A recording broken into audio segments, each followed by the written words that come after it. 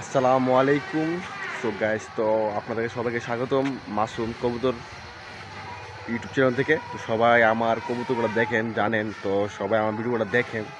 তো আজকে আমার কবুতরগুলার যে আপনার গত 2 দিন যাবৎ বৃষ্টি হয়েছে, অনেক অনেক বৃষ্টি হয়েছে সারা দেশে।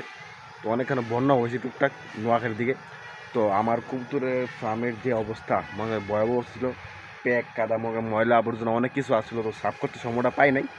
তো আজকে ভাবলাম আজকে সাফ করাম। তো কী সাফ করাম ভাই, তারপরও টুকটাক কিছু প্যাকেট আছে, তার জন্য আর সাফ করি নাই। তো আমার সিরাজি কবুতরটি দেখেন বৃষ্টির কারণে কী অবস্থা দেখেন। বৃষ্টির কারণে কবুতরগুলো একবারে কালারটা একবার নষ্ট হয়ে গেছে। তো কবুতর পালি সদস্য পারি কিছু মনে করেন, কিছু প্রফিট হইব, কিছু লাভ হইব, তার জন্য পালি।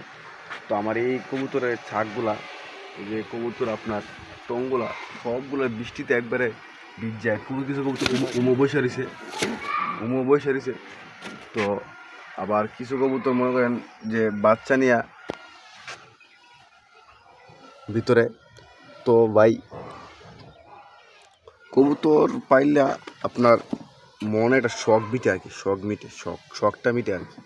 তো যাই হোক, তো কবুতর আছে বিধই কবুতর পালতেছি, বুঝছেন না, যে বাচ্চা কবুতর নিয়ে বসে আছে, ছোটো ছোটো বাচ্চা মাশাআল্লাহ। তো ভাই কবুতরের যে একটা খাবার, যে একটা মানে একটা ইচ্ছা শক্তি লাগে কবুতর পালতে হইলে, সেটা আপনারা যারা পারে তারা বলতে পারবো। আর আমি বলতে পারি। তো সবাই আমার চ্যানেলটা সাবস্ক্রাইব করবেন।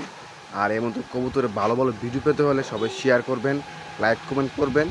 তো সবাইকে ধন্যবাদ। আসসালামু আলাইকুম।